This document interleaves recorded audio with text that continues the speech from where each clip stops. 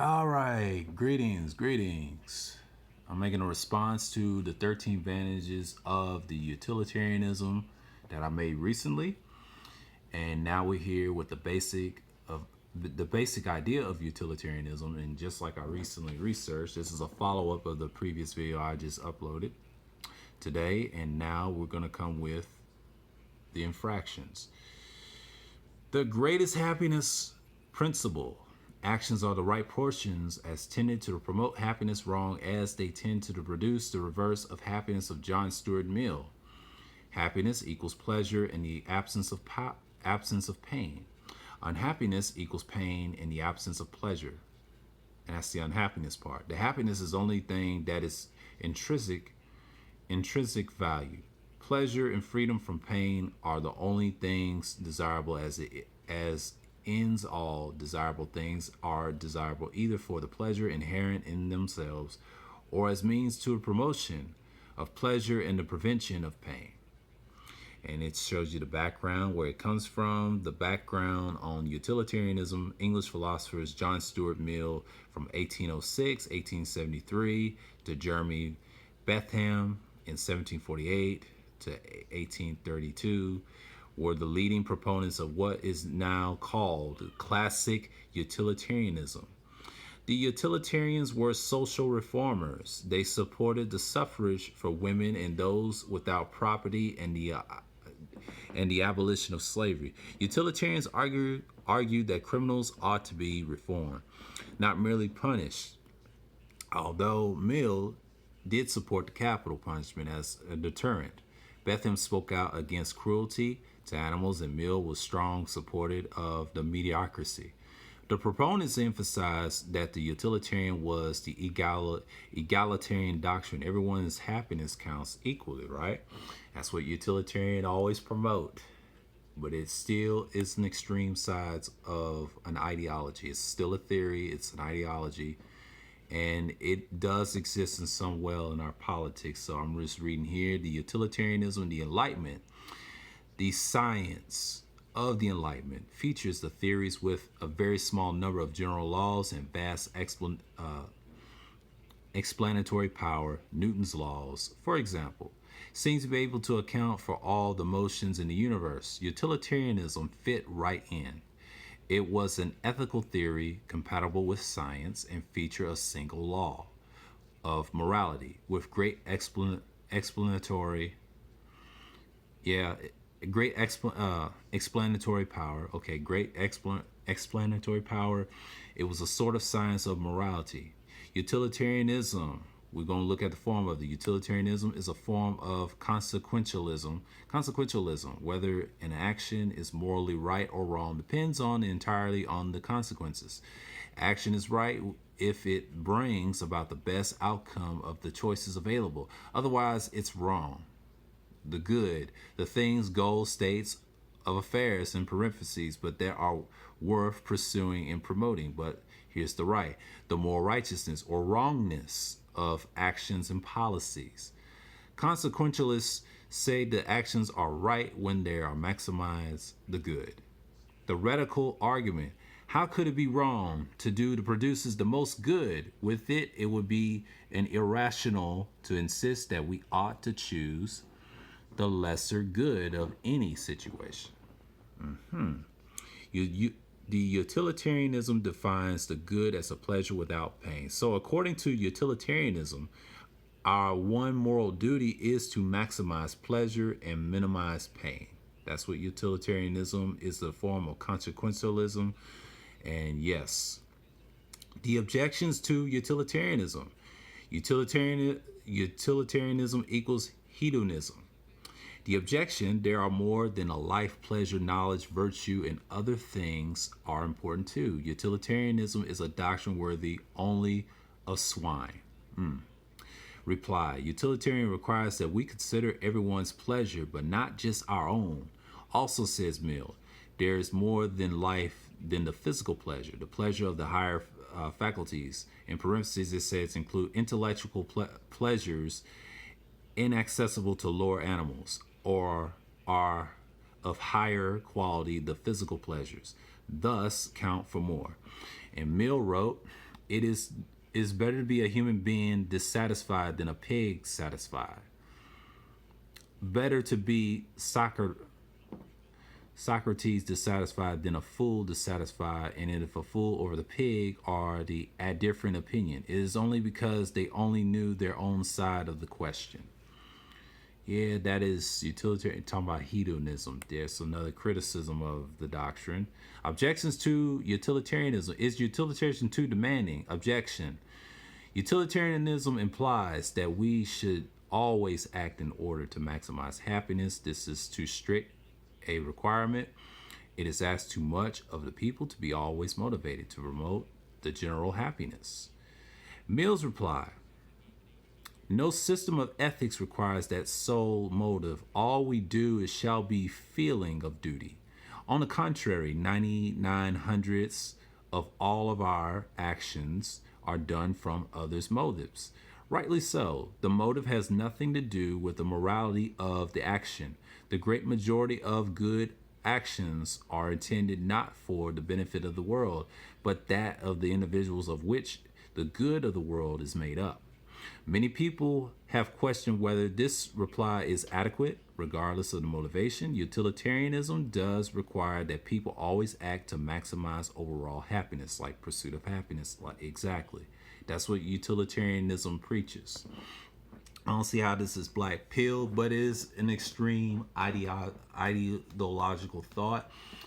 And to do that, you have to have a system that maximize that, but everybody has a different point of happiness, what I mentioned in the previous video, and you should check out the 13 advantages, and I broke that down. This is just a summary and reply at basis what this doctrine really is. Objections to utilitarianism. Not enough time. The objection: in the real world, we do not have time to calculate the effects of our actions on the general happiness. Therefore, utilitarianism is useless. It says the objection right here. Here's Mill's reply. There has been ample time, namely the whole past duration of the human species. During all time, mankind have been learning by experience the effects of some actions on their happiness and their beliefs, which have thus come down are the rules of morality. In other words, we don't need to do directly utility calculations in most cases. We can apply subordinate rules, which are rules of the thumb for maximizing happiness. See, that's a counter argument or reply, what Mill's replying to the objection. Yes, utilitarianism is very, very extreme on these viewpoints. And what I'm seeing here is it's a serious ideology. And I don't know why people say this is going to be black pill, but utilitarian, this is the research for yourself. As many researchers before it. You can do it for yourself and do what others can do. But I'm just sum up from that previous video, okay? Back to the topic, subordinate rules. Examples: keep your promises, don't cheat, don't steal, obey the laws. Subordinate rules are what we would normally call common sense morality. According to Mill, these are the rules that tend to promote happiness, so we should internalize them as good rules to follow. But they have been learned through the experience of many generations. But subordinate rules are just that, subordinate. If it's clear that breaking a subordinate rule would result in much more happiness than following it, then you should break it. See, that's another way of looking at it. There's just key examples of subordinate rules. Breaking subordinate rules, in some cases, it may be necessary to direct utility calculation. When you are in unusual situation that the rules don't cover, when the subordinate rules conflict, when you are deciding which rules to adopt or teach, or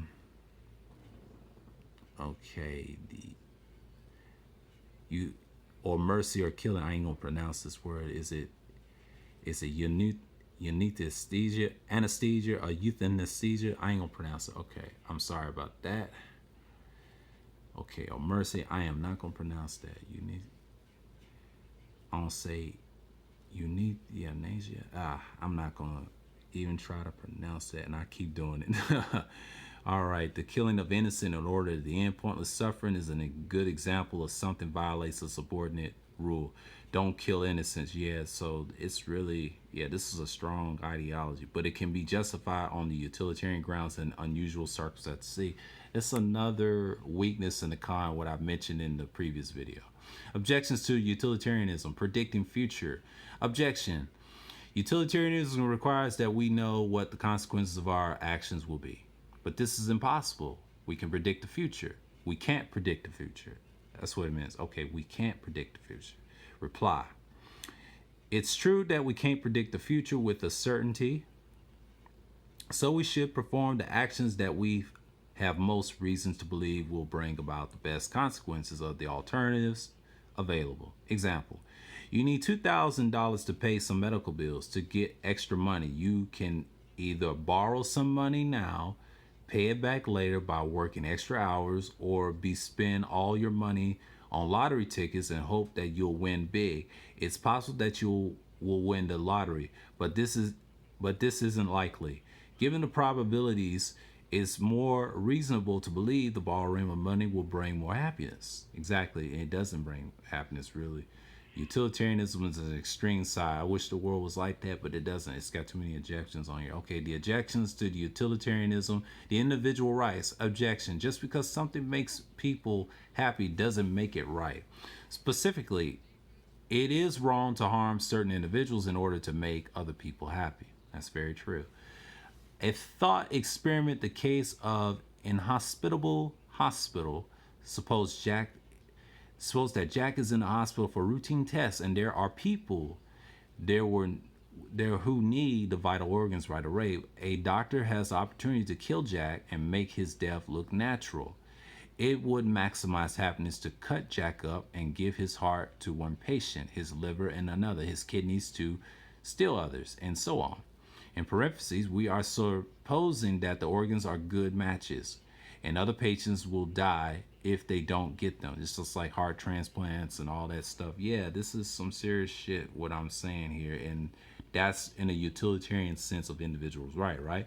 Utilitarianism seems to imply that the doctor should kill Jack for his organs, but that would be morally wrong, right? Yep, it is, but it's an extreme side. This is a based off my response of a recent upload I did. Okay, the thoughts of experiments. Scientific experimentation. Scientists create situations in laboratories in order to test their theories. They want to find out what would happen when certain conditions hold. If what actually happens under those conditions agree what their theory predicts will happen, then the theory is confirmed. Otherwise, the theory is falsified. A thought experiment is hypothetical situations that we create in our minds in order to test a philosophical theory. The hypothetical situation should be something that could be actually happen. In many cases, as something that actually happened or will happen in that future. So we can test the theory. The theory must have implications about what would be true if the hypothetical situations were real. We can then compare the implications to our own beliefs about the experiment. If the implication of the theory agrees with our own beliefs, then theories is confirmed. To extent, if it does not, then we must ask ourselves which is wrong, the theory or many beliefs, and a reasonable to stick with our beliefs. And a request again. Important note, it doesn't matter whether the hypothetical situation is likely to happen. If the theory has a false implication of something that could happen, then the theory is wrong on that point at least. Yep, and that is thought experiments. And we go down the objections to the utilitarianism. More examples involving individual rights. Exploitation. Ancient Romans used slaves as gladiators, forcing them to fight to the death. Yeah, I mentioned that in my historical videos a couple of years ago. So I think I mentioned one of them. Yeah, I'm not sure, but I'm going to read the rest of this. Fight for the death of the entertainment. It is right to force a small number of people to be gladiators if gives millions of people pleasure. Would it be morally acceptable to pay the people to fight to the death? Yeah, in a way, but back then was different rules back then. That's how the Roman culture was, just like you got today with the Masonic order, but I'm not going to mention them. I'm just going to be brief. Okay, the ruthlessness President Truman ordered atomic bombs to be dropped on Hiroshima and Nagasaki, knowing that many thousands of non-combatants would be killed. Did I say that right? Hiroshima and Nagasaki? Okay. In order to save more lives by ending the war. Assuming that decision did result in a fewer lives lost, was it morally right? Yep, that's a great question. And that's utilitarian mindset. Yes, that's black pill. This is what paternalism is. Suppose that banning certain kinds of fast food, snack foods would be a result in millions of people living longer. Healthier lives, would such a ban be morally justified? Well, yeah, but apparently we got corporations, they don't want to do that. This is utilitarianism. Here's the objections of it. Of utilitarianism. Again, utilitarian response, denial. Examples like the inhospitable hospital often involve some error of calculation of some failure to take the consequences into the account. For example, what would happen to the ability of that hospital to deliver adequate health care should word get out that the healthy person has been cut up for his or her organs? But example, don't always involve mistakes. Biting the bullet. If there's no error in calculation, all of the consequences have been taken into the account, but there is still a discrepancy between what utilitarianism implies and what common sense morality tells us. Then such more worse for more common sense morality. Common sense morality gives us good rules of the thumb, but they are subordinate to the greatest happiness principle. That's what it teaches. The doctrine of negative responsibility. We are responsible for the foreseeable consequences of the choices we make. That's rule number one. Rule number two, sometimes we choose to act, sometimes we choose not to. Either way, we are making a choice that has consequences. And here's number three. Therefore, we're just responsible for the foreseeable consequences that we fail to prevent as for those that we bring about directly. This means that I didn't do it. Is it not necessarily a good defense? The best defense is I couldn't have prevented it. Negative responsibility. Hostage dilemma through experiment. Terrorists are holding you with 50 other people are as hostages inside a building. The only exit has been blocked and 3 hostages have been strapped to the door attached to the explosives. But terrorist leaders offers you a choice. Either you can active a detonator that will blow up the exit and killing the 3. I'll say it like this. Hold on. Killing. I'll say terrorist is sincere. Okay, you bleed, terrorists bleed, kill everyone, and then terrorist is the leader, sincere. What would you do? Okay, escape, decline. Here's the either. Okay, I want to read this again. You can detonate the killing of the 3 hostages strapped to it by allowing the others to escape, or number 2, you can decline. The terrorists will kill everyone. You believe and have a good reasons to believe that terrorist is the leader, sincere. What should you do? Some people would argue that it is a terrible that everyone would be killed, but I have no right to kill anyone myself. I am responsible for my own actions, but the terrorist is responsible for his. If he kills everyone, then that is his evil, not mine. But if I activate the detonator, then I will have committed an act of evil. Therefore, I am morally obligated to take option. What does utilitarian imply? What does utilitarianism imply? What do you think? Well, I think it is a selfish way, pragmatic view of it. I'm going to read it on the side here. It's the strengths of utilitarianism. Active utilitarianism is pragmatic and focused on the consequences of action. That's what this is talking about, what I've written here. And here's the weakness. Seeks to predict the consequences of an action which is impossible and is very unpredictable. Yes, I mentioned that in the previous video, and this is my little crux of the theory, criticism of it, and a response to this with this information with my recent video. And back to the rule of utilitarianism, and I think I wrote this down, the rule of utilitarianism, and I'll see if it's compatible with what I wrote. Rule of utilitarianism. It goes on. It's an option for those who believe that there are absolute prohibit. I'll say therefore absolute prohibitions. The prohibitions on certain types of actions. Okay.